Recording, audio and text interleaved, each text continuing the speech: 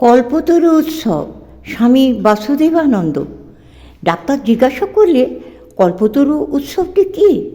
আমি বললাম, কাশীপুর বাগানে যখন ঠাকুর ছিলেন তখন এক 1 জানুয়ারিতে বহু লোককে অযাচিত কৃপা করেন। 1886 সালের ওই 1 জানুয়ারির হিন্দু মতে তিথি কিছু জানা নেই। সে বেলুর মঠে এতদিন হয়নি কেন? আমি, ঠাকুর কেবল কি ওই বিশিষ্ট দিনেই কল্পতরু রূপে প্রকটিত হয়েছিলেন? তিনি আর কখনো ওরূপভাবে জীবের কাছে উপস্থিত হননি? একথা আমরা বিশ্বাস করি না। অখণ্ড ব্রহ্মাণ্ডেশ্বর যেদিন নর কলেবরে কামারপুকুরে অবতীর্ণ হলেন, সেই দিন থেকেই তো এই অযাচিত কৃপা আরম্ভ হলো। যুগ যুগান্তর ধরে মুনি ঋষিরা তপস্যা করে যাকে পায় না, তিনি লোকচক্ষে আবির্ভূত হয়ে শিক্ষা দিলেন।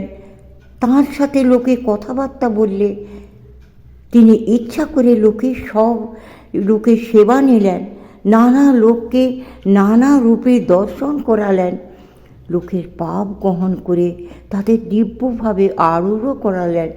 নিরন্তর এই কল্পতরু ভাব চলল, নিরন্তর অযাচিত কৃপা।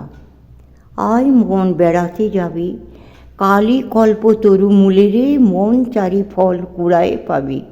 চারি ফল চতুর্বর্গ, ধর্ম, অর্থ, কাম, মোক্ষ।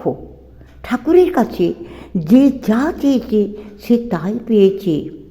উপেন মুখুজ্জে টাকা পেল, আর তো অর্থার্থী জিজ্ঞাসু জ্ঞানী চ ভরত সর্ব। চতুর্বৃদ্ধা ভজন্তে মাম। তিনি হলেন জগন্নাথ। তিনি সকলেরই অভাব মেটান।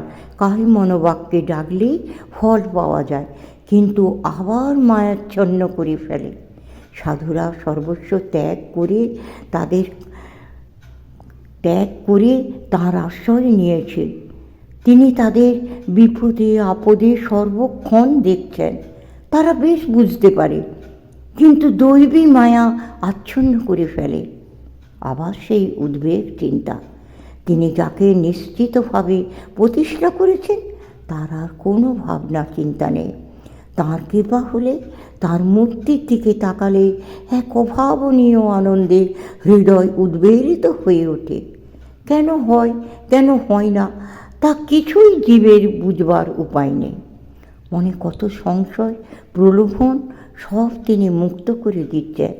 এই দেখো, এখনও কল্পতরু হয়ে রয়েছেন, যদিও বহুকাল তাঁর নরকলেবর সাধারণ চক্ষুর অগোচর হয়েছে। সমাপ্ত। স্বামী চেতনানন্দ।